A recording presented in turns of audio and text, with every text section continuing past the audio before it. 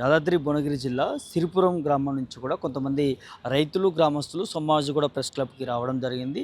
So, వారి ప్రాంతాల్లో కూడా మైనింగ్ జరుగుతుంది. పరిశ్రమలు తీసుకొస్తా ఉన్నారు. దానివల్ల అక్కడ ఉన్నటువంటి ప్రాంతము అదంతా కూడా ఇబ్బందికర పరిస్థితులు ఏర్పడుతున్నాయన్నదని కూడా ప్రభుత్వానికి అర్జీలు పెట్టుకునే పరిస్థితి కనిపిస్తుంది. ఒకసారి మాట్లాడించే ప్రయత్నం చేద్దాం. మనతో పాటు కొంతమంది రైతులు ఉన్నారు. ఏంటి మీ పేరు? ఎక్కడి నుంచి? సమస్య గురించి ఏం చెప్తారు? మాది సిరిపురం గ్రామం అండి. మేము మా మైనింగ్ దగ్గరనే మా శిల్కలు ఉన్నాయి. అక్కడ వాతావరణం కూడా ఎట్లా ఉంటుందంటే మంచి గుట్ట వాతావరణము, చెట్లు చుట్టూ బంజరు భూమి లేదు, మంచి పంట పొలాలు, శిల్కలు. మా పత్తి వేస్తున్నాము మేము మంచి సారవంతమైన భూములు ఉన్నాయి. అక్కడ ఈ క్రెషర్ మిషన్ ఎవరిని సంప్రదించకుండా, చుట్టుపట్టు మా భూముల వాళ్ళని ఎవరిని సంప్రదించకుండా అక్కడ ఓన్గా ఆయన తీసుకొచ్చి క్రెషర్ మిషన్ని స్టార్ట్ చేసిండు. గతంలో సంజీవరెడ్డి అని రెడ్డిను ఆయన కూడా ఇదివరకు సిఏ భువనగిరిలో ప్రభుత్వ ఉద్యోగం రిటైర్ అయ్యి ఇప్పుడు అక్కడ క్రెషర్ మిషన్ పెట్టిండు. ప్రభుత్వం అనుమతులు ఇచ్చిందా మరి దానికి? నాకు అన్ని అనుమతులు ఉన్నాయి, అంత అనుమతులు ఉన్నాయని చెప్తున్నాడు. అది మొన్న పొల్యూషన్ కంట్రోల్ బోర్డు వల్ల వాళ్ళకి ఎలాంటి అనుమతులు లేవు, ఇవ్వలేదు. ఎఫ్సిఓ వాళ్ళు కూడా ఏమి ఇవ్వలేదు. పొల్యూషన్ కంట్రోల్ బోర్డు కూడా ఇవ్వలేదు. మైనింగ్ వాళ్ళ దగ్గర కూడా మేము వెళ్ళాము. మాకు పొల్యూషన్ అది అక్కడ మాకు పొల్యూషన్ వస్తుంది కదా, మరి ఏంటి అని అంటే మైనింగ్ వాళ్ళు ఏమన్నారంటే మేము ఆర్డర్స్ ఇచ్చేవరకే కానీ పొల్యూషన్ వచ్చేది పొల్యూషన్ కంట్రోల్ బోర్డు వాళ్ళు చూసుకుంటారు, కానీ మేము చూడము, మాకు సంబంధం లేదు దానికి అని అన్నారు. పొల్యూషన్ బోర్డు వాళ్ళు బాగా విపరీతమైన అక్కడ విపరీతమైన డస్టు, చాలా పెద్ద పెద్ద గుండ్లు ఎగిరి ఆ చిలకలలో పడటము.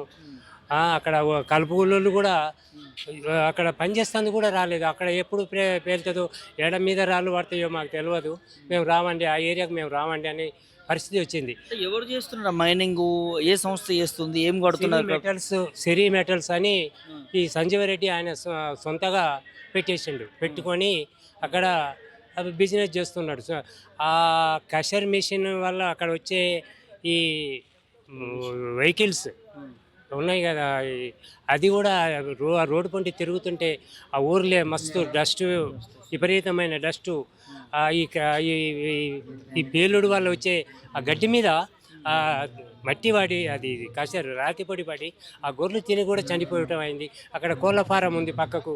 ఆ కోళ్ళ ఫారం మీద కూడా ఈ సౌండ్కు, పేలిన సౌండ్లకు ఆ కోళ్ళు కూడా చనిపోవడం జరుగుతుంది. ఆ భయానికి గుడ్లు కూడా పెట్టడం తగ్గిపోయింది, గుడ్ల ఉత్పత్తి కూడా తగ్గిపోయింది.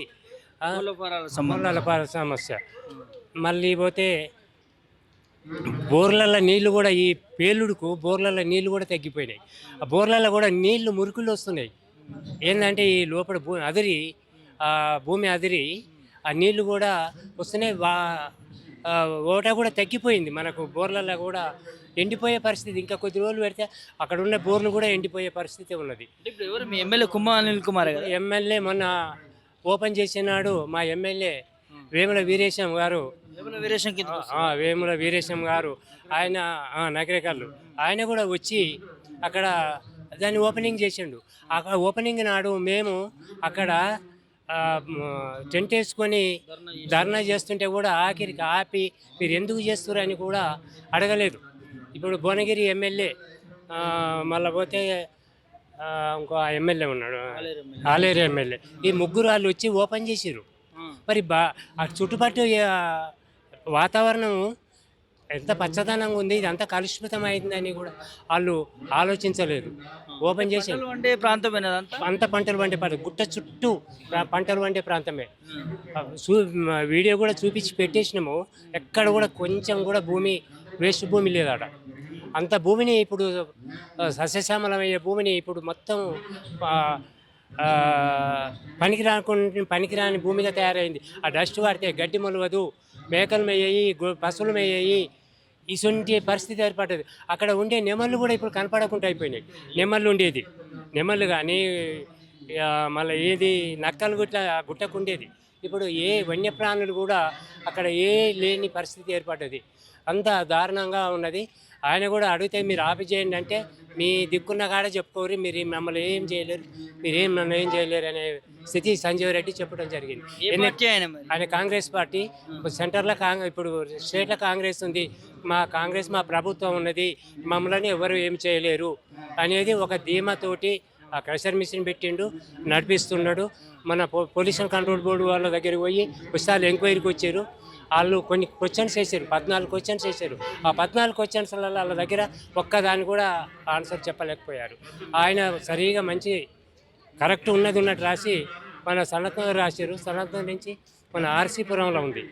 ఆర్సీపురం వెళ్తే కూడా వాళ్ళు ఎమ్మడే మా గోడు విని ఆయన కూడా ఈ సంజీవరెడ్డి సిరి క్రెషర్ మిషన్ ఓనర్ కూడా వచ్చిండు. వచ్చి వాళ్ళు అడిగితే ఆయన దగ్గర ఏ సమాధానాలు లేవు.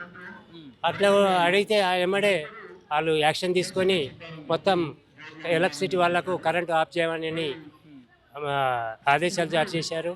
అవి ఎమ్మడే ఆపటం జరిగింది అని పేలుళ్ళు మళ్ళీ యథాతరంగా పేలుళ్ళు జరుగుతున్నాయి. అప్పుడు మళ్ళీ సిఐకి, ఎస్ఐకి, డిఎస్పికి వీళ్ళందరికీ మళ్ళీ మేము అది అప్లికేషన్లు ఇస్తే వాళ్ళు వచ్చి ఆపేషన్ జరిగింది. ఇప్పుడు ప్రస్తుతానికి అయితే ఆపేసి ఉంది. ఆయన మళ్ళీ కూడా మళ్ళీ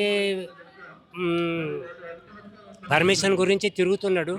ఈ లోగాల పర్మిషన్ రాకుండా మేము కోర్టుకు కూడా హైకోర్టుకి వెళ్దామనే ప్రయత్నం కూడా లాయర్ని కూడా సంప్రదించడం జరిగింది.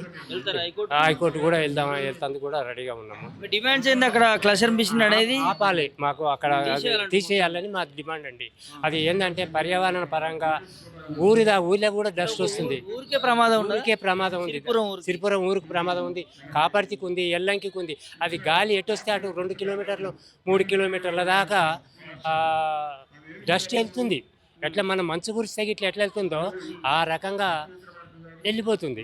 ఎమ్మెల్యేలు ఏమంటున్నారే? 3 ఎమ్మెల్యేలు వేముల వీరేశం ఎమ్మెల్యేలను కలుసడం జరగలేదు.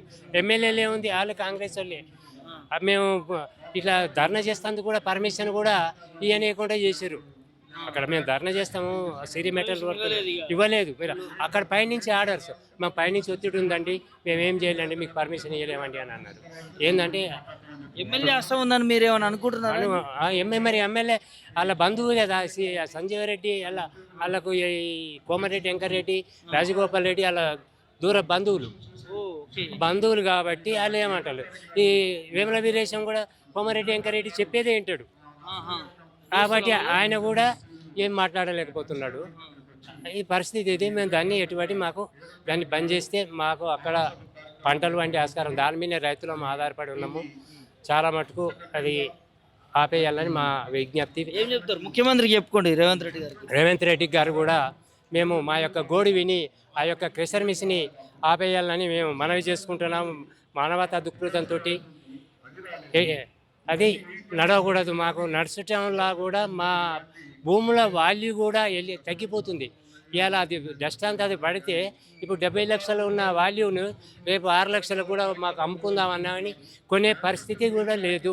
అందుకని దాన్ని సాధ్యమైనంత త్వరలో దాన్ని ఆపేయాలని మేము కోరుకుంటున్నాం. ఇది ఓవరాల్గా ఈ క్రషర్ మిషన్కి సంబంధించి ఆ సంస్థ నిర్వహిస్తున్నటువంటి దానిపైన కూడా ఆ గ్రామంలో చుట్టుపక్కల గ్రామాలు కావచ్చు, ఆ గ్రామాల్లో ఉన్నటువంటి రైతులు ప్రజలందరూ కూడా రోడ్ల మీదకి వచ్చి ధర్నాలు చేస్తూ ఉన్నారు.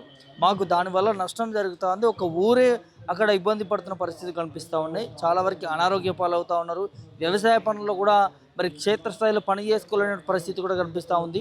సో ఇమీడియట్గా దాన్ని అక్కడి నుంచి కూడా తొలగించాలి అనే దాని మీద కూడా మరి వీళ్ళందరూ కూడా పోరాటం చేస్తున్నారు. ఒకసారి వీళ్ళు ఫోటోలు మనకు చూపిస్తున్నారు, చూడొచ్చు ఈ రాళ్ళకు సంబంధించి ఫొటోస్ ఇవన్నీ కూడా. సో అక్కడ ఆ క్లస్టర్కి సంబంధించినటువంటి పని చేస్తున్నటువంటి దాంట్లో కూడా చుట్టుపక్కల ఉన్నటువంటి ప్రాంతాల్లో మొత్తం కూడా ఈ బండరాలన్నీ కూడా వ్యవసాయ భూములలో పడుతూ ఉన్నాయట. సో దానివల్ల ఏం జరుగుతుందంటే అక్కడ వ్యవసాయం చేసుకోలేనటువంటి పరిస్థితులు ఉంటాయి. ఇట్లాంటివన్నీ పడితే ఇంకా ప్రజలు కూడా, రైతులు కూడా అక్కడ ఒకవేళ ఉన్నా కూడా వారికి కూడా పరిస్థితులు కూడా ఉంటాయి, ప్రాణం కూడా కోల్పోయే పరిస్థితులు కూడా ఉంటాయి. ఎందుకంటే ఇట్లా ఇంత మోతాదులో ఉన్నటువంటి రాళ్ళు ప్రజల మీద పడితే ఖచ్చితంగా తీవ్ర పరిస్థితులు ఉంటాయి, ఇబ్బందికర పరిస్థితులు ఉంటాయి. కాబట్టి ఖచ్చితంగా రాష్ట్ర ప్రభుత్వం దీంట్లో ప్రత్యేక చొరవ తీసుకొని ముఖ్యంగా ముఖ్యమంత్రి రేవంత్ రెడ్డి గారు కూడా దీంట్లో ఇన్వాల్వ్ కావాల్సిందే. ఎందుకంటే తను అక్కడ ఉమ్మడిగా ఉన్నటువంటి మంత్రిగా ఉన్నటువంటి కోమటిరెడ్డి వెంకటరెడ్డికి సంబంధించినటువంటి మరి ఫ్యామిలీ మెంబర్స్ అనేది ఇక్కడ ఉన్నటువంటి రైతులు చెప్తా ఉన్నారు, ప్రజలు చెప్తున్నారు.